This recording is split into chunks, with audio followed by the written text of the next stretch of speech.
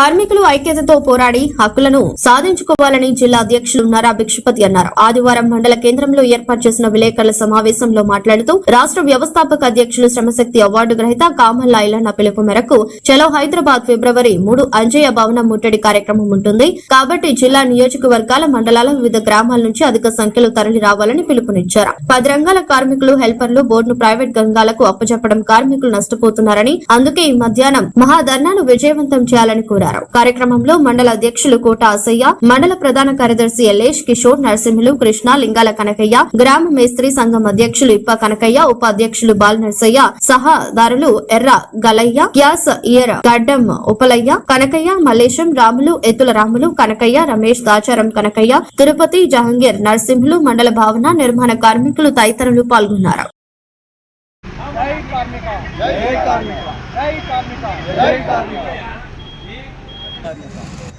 ఈ నెల 3 తారీఖు సోమవారం రోజు మీటింగ్ ఉన్నది.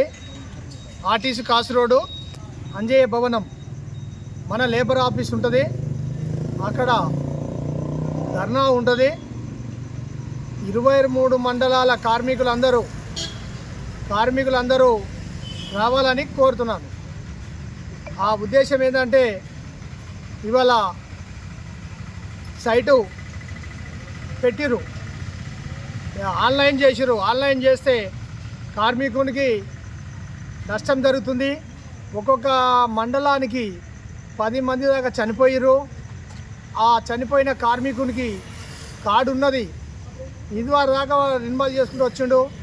మధ్యలో రిన్వాల్ చేద్దామంటే సైట్ రాలేదని ఊకున్నారు. సైట్ రాకపోతే ఆ కార్మికుడిని కార్డు రద్దు అయిపోయింది. ఇలా కార్మికుడు ఒక్కొక్క మండలానికి 10 మంది కార్మికుల ఉపాధి కూలిపోయింది.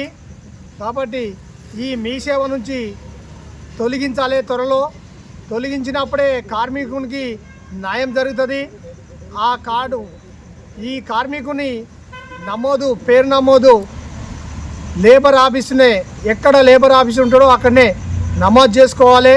నమోదు చేసుకున్న వెంటనే అదృష్టం వంకర ఏమైనా ప్రమాదం జరిగినా ఆ కార్మికునికి లబ్ధి చెందుతుంది. కాబట్టి ఉన్న కార్మికుడు పిల్లలు ఉంటే ఇంత ఉపాధి కలుగుతుంది. కాబట్టి ఈ సైటు తీసేసి వెంటనే నమోదు చేసుకునే కార్యక్రమం ఏర్పాటు చేయాలి.